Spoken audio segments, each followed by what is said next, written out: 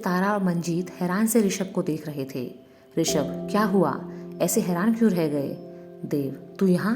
तू तो चला गया था ना? ऋषभ ने देव की तरफ देखा। दोनों कुछ पल के लिए एक दूसरे को खामोश से देखते रहे। देव की आंखें नम हो चली थी। उसने खुद को संभाल लिया। ऋषभ, हाँ, मुझे भी यही लगा था, लेकिन फिर जा नहीं पाया क्योंकि तूने जो रोक लिया। देव हैरान सा बोला, मैंने कब रोका? ऋषभ यह सुनकर मुस्कुरा उठा। पगले, कई बार जो बातें हमारी जुबान नहीं कह पाती वह खामोशी कह जाती है। इसमें शब्दों से नहीं, एक दिल से दूसरे दिल तक बात पहुंचाई जाती है। तो मुझे भी तेरी बातों ने नहीं, तेरी खामोशी ने रोक लिया। क्यों, सही कहा ना मैंने? यही चाहता था ना तू? देव यह सुनकर मुस्कुरा दिया और हाँ में सिर हिला दिया। ऋषभ, पहले मुझे लगा कि मैं वापस जा रहा हूँ, लेकिन फिर मुझे एहसास हुआ कि शायद मैं अपने दोस्तों को मुसीबत में छोड़कर भाग रहा हूँ, और मैं कायर नहीं जो मुसीबतों से डर कर भाग जाए। वह आगे बढ़ उन दोनों के पास खड़ा हो गया। देव मंजीत भावुक हो से देख रहे थे और रोते हुए दोनों अब जल्दी से आगे बढ़ उसके गले लग गए। दोनों की आंखों से आंसू बह चले। ऋषभ मुस्कुराते हुए बोला, कैसे चला जाता अपने दोस्तों के ऐसे समय में अकेला छोड़कर, जबकि मुझे पता है कि इस वक्त उन्हें मेरी सबसे ज़्यादा ज़रूरत है। तुम दोनों ना सिर्फ दिखते ही बड़े हो, पर दिल से अभी भी बच्चे हो। कोई बात नहीं, अब मैं आ गया हूँ ना, सब ठीक कर दूंगा। तारा उन तीनों को यूं गले लगते देख मुस्कुरा दी। ऋषभ के चेहरे की मुस्कुराहट अब धीरे धीरे गायब हो गई। वह गंभीर भाव से खड़ा हो गया। तारा समझ रही थी कि इस वक्त अपने दोस्तों को इस हाल में देखकर ऋषभ के ऊपर क्या गुजर रही होगी, पर वह यह जताना नहीं चाहता था। दोनों दोस्त उससे अलग हुए। ऋषभ, खाना खाया तुम दोनों ने? देव, नहीं, वो माँ ने नहीं खाया तो हमने भी। ऋषभ, अच्छा, तो मतलब घर में भूख हड़ताल चल रही है। कम से कम मंजीत का ही सोचा होता। एक तो पहले से ही खाली दिमाग है, ऊपर से खाली पेट हो गया, तो कैसे काम चलेगा इसका? कैसे जिएगा बेचारा? यह सुनकर देव, मंजीत और तारा मुस्कुराने लगे। ऋषभ, लाओ, माँ का खाना मुझे दो, मैं खिलाता हूँ उन्हें। तारा ने जल्दी से एक प्लेट खाना लाकर ऋषभ को दे दिया। वह माँ के कमरे में आया तो देखा कि वो चुपचाप बिस्तर पर आंखें बंद कर लेटी हुई हैं। उसकी नज़र अब कबीर की तस्वीर पर पड़ी। वह मन ही मन बड़बड़ाने लगा, आप तो निकल लिए कबीर साहब, पर हमारा सुख चैन ले गए। तुम्हारे जैसा चेहरा मिला है तो उसका कर्ज भी तो उतारना पड़ेगा ना। माँ का मामला है, इसलिए माफ़ किया तुम्हें। वह धीरे धीरे उनके पास आया और पास में ही मेज पर प्लेट रख माँ के पैरों में खड़ा हो गया। माँ को महसूस हुआ कि किसी ने उनके पैरों को छुआ है, तो उन्होंने आंखें खोली। सामने ऋषभ मुस्कुराते खड़ा हुआ उन्हें दिखा। उसे देख वह हैरान सी खड़ी हो गईं। कबीर? ऋषभ, कबीर नहीं ऋषभ, आई एम सॉरी, मैंने आपको इस वक्त परेशान किया। माँ उसे गौर से देखने लगी। वही चेहरा, वही रंग, वही कदकाठी। ऋषभ समझ गया कि माँ के दिमाग में क्या चल रहा है। वह मुस्कुराते हुए बोला, क्यों, लगता हूँ ना बिल्कुल आपके कबीर जैसा? बस एक बात पहले ही बता रहा हूँ कि मैं उसकी तरह शांत और गंभीर नहीं हूँ। मैं तो खूब शरारत करने वाला हूँ, या कह लो कि मैं शरारती कबीर हूँ। माँ चुपचाप उसे देखी जा रही थी। ऋषभ उनके पास बैठ गया और शरारत भरी मुस्कान के साथ बोला, हमें आपस में एक दूसरे को परिचय देने की जरूरत तो है नहीं, क्योंकि जानता हूँ देव यह काम कर चुका है। पहले आप ये बताओ कि बच्चों की तरह रूठ कर क्यों बैठे हो? आपने खाना क्यों नहीं खाया? आपको देखकर बाकी सब ने भी खाना नहीं खाया, ये तो गलत है ना? माँ जैसे होश में आई, वो मुझे भूख नहीं है, बहुत नींद आ रही थी तो। ऋषभ, आप झूठ बोल रही हैं, आपको नींद आ ही नहीं सकती, क्योंकि भूखे पेट भला कोई कैसे सो सकता है, और आपका तो मन भी उदास है। माँ नम आंखों से बोली, तुम तो वापस चले गए थे ना? ऋषभ मुस्कुराकर, हाँ, जा रहा था, फिर सोचा क्यों ना एक बार आपसे भी मिल चलूं। आपको देख मुझे अपनी माँ की याद आ गई। वह मुझसे नाराज होकर अपने कमरे में चली जाती थी, और जब तक मैं खुद उन्हें मनाने नहीं जाता था वो मानती ही नहीं थी, फिर चाहे कोई और उन्हें कितना भी क्यों ना मना ले। माँ चुपचाप बैठी उसकी बातें सुन रही थी। ऋषभ, मैंने सोचा कि सारी माँ एक जैसी ही तो होती हैं, भले ही मैं आपका बेटा ना सही, पर यह चेहरा तो आपके बेटे जैसा है जिसे मैं आपसे दूर ले जा रहा था। मैं वापस लौट आया कि अगर इस चेहरे की वजह से आपको तकलीफ हुई तो इस चेहरे की वजह से ही आपको खुशी भी तो मिल सकती है। दरवाजे के बाहर एक तरफ खड़े तीनों दोस्त छुपकर उन दोनों को देख रहे थे। ऋषभ, अब मुझे कबीर का तो नहीं पता, लेकिन घर का खाना मेरी कमजोरी है। सोचा कि यहाँ तो खाना मिल ही जाएगा, लेकिन यहाँ आया तो आप नाराज बैठे हो। वैसे एक शिकायत मेरी भी है आपसे। माँ हैरान सी बोली, क्या? ऋषभ, आप इन सबको इतना ज़्यादा प्यार क्यों करती हो, सबका ध्यान रखती हो, इसके बावजूद भी कि इनके पास इनकी खुद की माँ है। लेकिन मेरे वक्त पर आप ऐसे नाराज़ होकर बिस्तर पर आकर लेट गई और सबसे नाराज़ हो गई। मेरे साथ ये सब बर्ताव क्यों, जबकि मैं तो आज पहली बार इस घर में आया हूँ और मेरा चेहरा भी कबीर के जैसा ही है। फिर मेरी माँ भी नहीं। बोलते हुए ऋषभ चुप हो गया। माँ ने उसके चेहरे पर एक पल को उदासी देखी कि ऋषभ ने खुद को संभाला और उठकर खाने की प्लेट ले माँ के सामने दोबारा आ बैठा। चलो कोई नहीं, आज तक आप इन सबको खिलाती आई हो, लेकिन मैं थोड़ा हटके हूँ, इसलिए आज मैं आपको खिलाऊंगा। ये तीनों तो कबाड़ हैं, असली हीरा तो मैं हूँ। आप भी कमाल करती हो, कैसे कैसे लोगों से उम्मीद लगाकर बैठी हो। चलिए जल्दी से खाना खा लीजिए, जिससे फिर वह लोग भी खाना खा लें, वरना मंजीत बाहर ऐसे घूम रहा है कि थोड़ी देर और उसे खाना नहीं मिला तो कुर्सी टेबल बर्तन सब कुछ खा जाएगा।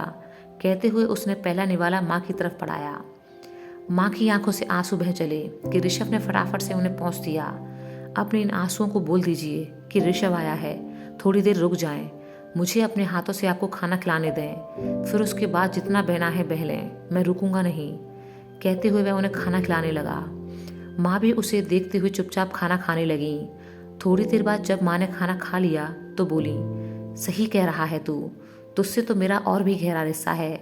जैसे मेरे लिए देव और मंजीत है, वैसा भी तू ही तो है। ऋषभ मुस्कुराते हुए बोला, फिर ठीक है। कुछ देर शांत रहने के बाद ऋषभ माँ से बोला, आपको पता है, इस दुनिया में कुछ लोगों की किस्मत पत्थरों की तरह लिखी होती है। सामने कितना भी दुख दर्द हो, तकलीफ हो, पर उन्हें टूटना मना है। बस सब कुछ चुपचाप सहन करना होता है अपने की खुशी की खातिर। आप भी उन्हीं में से एक हो मेरी ग्रेट लेडी। माँ यह सुनकर मुस्कुरा दी। ऋषभ, अरे आपको तो मुस्कुराना भी आता है, कहकर वह हंसने लगा। माँ अब खुद के आंसुओं को और नहीं रोक पाई और रोने लगी। बहुत मुश्किल होता है मेरा हर दिन कबीर के बिना। सोचती हूँ कि जितना भी प्यार है उसके लिए इन सभी बच्चों में बांट दूँ, पर हर रात जब सोने की कोशिश करती हूँ तो महसूस होता है कि कबीर के हिस्से का प्यार तो अभी भी बिल्कुल वैसा का वैसा ही बचा है मेरे दिल में। सच तो यह है कि एक भी दिन ऐसा नहीं है जब मुझे उसकी याद ना आई हो। कभी कभी तो ज़रूरत पड़ने पर वह मेरी तरह माँ भी बन जाता था कि ऐसा करो वैसा करो, बहुत ख्याल रखता था मेरा। पर जब तक वह इस घर में था उसने किसी भी चीज़ की कोई कमी नहीं होने दी। कम उम्र से ही घर की जिम्मेदारियां निभाना सीख गया था। रोहन को इन सब चीज़ों से दूर रखता, कहता कि जब मैं हूं तो तुझे इन सब कामों की क्या ज़रूरत है। देव ने कबीर की पूरी जिम्मेदारी उठा रखी है और बखूबी उसे निभा भी रहा है, लेकिन कबीर का चेहरा हर वक्त मेरी नज़रों के सामने रहता है। मुझे उसकी बहुत याद आती है, पर इन बच्चों की वजह से उसका जिक्र नहीं कर सकती, वरना ये भी दुखी हो जाएंगे। सबके सामने मजबूत खड़ी रहती हूँ, पर अंदर ही अंदर बिल्कुल खाली सी हो गई हूँ। देव, मंजीत और तारा माँ को इस तरह टूटा देखकर खुद को रोक नहीं पाए और चुपचाप रोने लगे। ऋषभ ने माँ को गले से लगा लिया। आज रो लीजिए, कोई आपको नहीं रोकेगा। उसकी आंखों में भी नमी हो चली थी। काफी देर तक माँ ऋषभ से लिपट कर रोती रही। उन्हें अब हल्का महसूस हो रहा था और मन में यह विचार भी आ रहा था कि उनके पास कबीर एक बार फिर वापस लौट आया है ऋषभ के रूप में। माँ शांत हो गई और ऋषभ से दूर हट उसे देखने लगी। उन्होंने अब बड़े प्यार से उसके चेहरे को छूना शुरू कर दिया। हाँ, तो बिल्कुल वैसा ही है, वही सूरत वही रंग। हाँ, बालों को बनाने का तरीका अलग है तेरा। तू देख कबीर को फोटो में कैसे बाल बनाता था वो। माँ ने अब ऋषभ के बालों को अपने हाथों से कबीर के बालों की तरह ही सेट कर दिया। हाँ, बिल्कुल ऐसे ही। कैसा करिश्मा है ये। ऋषभ कुछ देर तक माँ को यूं ही खामोश देखता रहा, फिर मुस्कुराकर बोला, हो गया आपका या अभी भी कुछ बाकी है। वह उठ खड़ा हुआ, चलो रात काफ़ी हो गई है, अब आप सो जाओ, कल से फिर आपको इन सब बेकार बच्चों के सामने मजबूत बनना है। कहते हुए उसने माँ को लिटा दिया। आंखें बंद करके सो जाइए। माँ ने ऐसा ही किया। ऋषभ जैसे ही उनके पास से आगे बढ़ने को हुआ कि माँ ने उसका हाथ पकड़ लिया। ऋषभ ने पीछे मुड़कर देखा। माँ, और अगर फिर मैं कभी कमज़ोर पड़ गई तो। ऋषभ पहले तो मुस्कुराया, फिर गंभीर होकर बोला, ऐसा कभी नहीं होगा, और अगर हुआ भी तो मैं हूं ना आपको संभालने के लिए। माँ, जानती हूँ। ऋषभ ने देखा कि माँ ने उसका हाथ अभी भी नहीं छोड़ा है। माँ, कहाँ जा रहा है। ऋषभ, कहाँ जा रहा हूँ, अभी अभी तो आया हूँ, इतनी आसानी से पीछा नहीं छोड़ूंगा, यही हूँ मैं। माँ उठ बैठी, तू यहाँ बैठ। कहते हुए उन्होंने ऋषभ को वहीं बैठा लिया। ऋषभ, आप सो जाओ। माँ ने ऋषभ के बालों को पहले की ही तरह कर दिया। तू ऋषभ ही अच्छा है। ऋषभ मुस्कुरा दिया। माँ ने जल्दी से उसकी गोद में सिर रख लिया। अब तो चाहकर भी नहीं जा पाएगा, कहते हुए वो मुस्कुरा दी। ऋषभ, अरे आपने तो फंसा दिया मुझे। माँ, जब कभी मेरा मन करता था कि कभी मेरे पास ही रहे तो मैं ऐसे ही उसकी गोद में सिर रखकर सो जाया करती थी कि भाग ना जाए। बेचारा कहता, आप मेरी माँ हो या मैं आपकी। थोड़ी देर बाद कबीर की बारे में बातें करते हुए माँ सो गई। ऋषभ ने उनके सिर को नीचे आराम से रख दिया और शांत सा बाहर आया तो देखा तीनों दोस्त अभी तक जाग रहे थे। ऋषभ, तुम सोई नहीं अभी तक?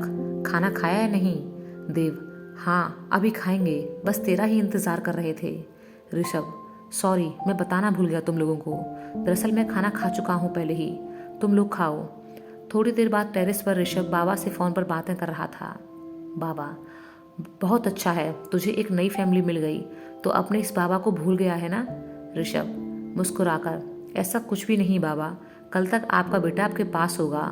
बाबा, तू मुझे भूल तो नहीं जाएगा ना इन सब के चक्कर में? ऋषभ हंस पड़ा, बच्चों जैसी बातें नहीं करते बाबा, आप मेरे लिए सबसे पहले हैं, आप हो तो मैं हूँ, अगर आप नहीं तो मैं भी नहीं, ऐसी बातें नहीं करते। बाबा, अभी वहाँ सब ठीक है ना? ऋषभ, अब तो सब सही है और आगे भी अच्छा ही रहेगा। बाबा, तूने उनसे झूठ क्यों बोला कि तूने खाना खा लिया? ऋषभ, भूख नहीं लग रही, आज राधा माँ को इतना परेशान होते देखा तो अपनी माँ की याद आ गई, कितना याद कर रही होंगी मुझे। बाबा खामोश हो गए। ऋषभ, बाबा बताइए ना, माँ ने मुझे भी याद किया होगा ना आखिरी बार? बाबा, पता नहीं। ऋषभ, पता नहीं, क्या मतलब है इस बात का? रॉय सर, दरअसल जब तुम्हारी माँ आखिरी सांसें ले रही थी तब वह होश में ही नहीं थी। ऋषभ कुछ देर तक खामोश सा खड़ा रहा, उसकी आंखों से आंसू बह चले। उसने महसूस किया कि कोई उसके पीछे आ खड़ा हुआ है तो उसने फटाफट से खुद को संभाला और बोला, अच्छा बाबा मैं फ़ोन रखता हूँ, कल आकर सबसे पहले आपसे ही मिलूँगा। रॉय सर समझ गए कि शायद उसके पास कोई है। ठीक है, अपना ध्यान रखना। ऋषभ, आप भी ध्यान रखिएगा, कहते हुए उसने फ़ोन काट दिया और पीछे मुड़कर देखा तो सामने खाने की प्लेट लिए तारा खड़ी थी। ऋषभ, यहाँ क्या कर रही हो? आज यहीं खाना खाने का मन है क्या? तारा, यह खाना तो उसके लिए है जो सबको खिलाकर खुद अपना पेट खाली हवा से भर रहा है। ऋषभ, तुम्हें कैसे पता कि मैंने खाना नहीं खाया? तुम मेरी बातें सुन रही थी? तारा, नहीं, मुझे ऐसे अजीबोगरीब शौक नहीं है, वह तो मैंने दिमाग लगाया कि तुमने खाना खाया तो कब, पहले ही बस में जा रहे थे फिर लौटकर यहाँ आ गए। चलो जल्दी से खा लो और जाकर सो जाओ। ऋषभ मुस्कुराते हुए, बड़ी फिक्र है तुम्हें मेरी। तारा, ज़्यादा मत उड़ो, ये तो मैं घर में शांति के लिए कर रही हूँ, खाना खाकर सो जाओगे तो घर में शांति रहेगी, वरना खाली पेट सो नहीं पाओगे और अपनी रावण जैसी हरकतों से सभी को परेशान करते फिरोगे, सुबह की सुबह देखी जाएगी। ऋषभ, तुम कह रही हो यह जिसने कुछ घंटे पहले कितना बवाल मचाया था? तारा, तो तुमसे किसने कहा बीच में आने को? ऋषभ, मैं इस वक्त बहस नहीं करना चाहता तुमसे। तारा, हाँ तो मैं भी नहीं करना चाहती, चुपचाप खाना खाओ। ऋषभ हाथ धो खाना खाने लगा। तारा मुस्कुराते हुए उसे ही देख रही थी। ऋषभ का ध्यान उस पर गया। क्या हुआ, क्या देख रही हो? अब भी भूखी हो तो जाकर खा लो। तारा, नहीं, मैं तो कबीर के बारे में सोच। कहते हुए तारा शांत हो गई। थोड़ी देर बाद ऋषभ खाना खाकर उठा तो तारा बोली, अपने बाबा से बात कर रहे थे ना? ऋषभ मुस्कुराकर, हाँ। तारा, बहुत ज़्यादा प्यार है तुम दोनों में, देव ने बताया था। ऋषभ, बाबा मेरे लिए सब कुछ हैं, मैं खुद से भी ज़्यादा प्यार करता हूँ उनसे। तारा, दोनों दोस्त मंजीत के कमरे में इंतज़ार कर रहे हैं तुम्हारा। दोनों सीढ़ियों से उतरे। तारा ने ऋषभ को मंजीत का कमरा दिखाया और खुद अपने कमरे में जाने लगी कि ऋषभ ने उसे पुकारा, ऋषभ। तारा, तुम ठीक तो हो?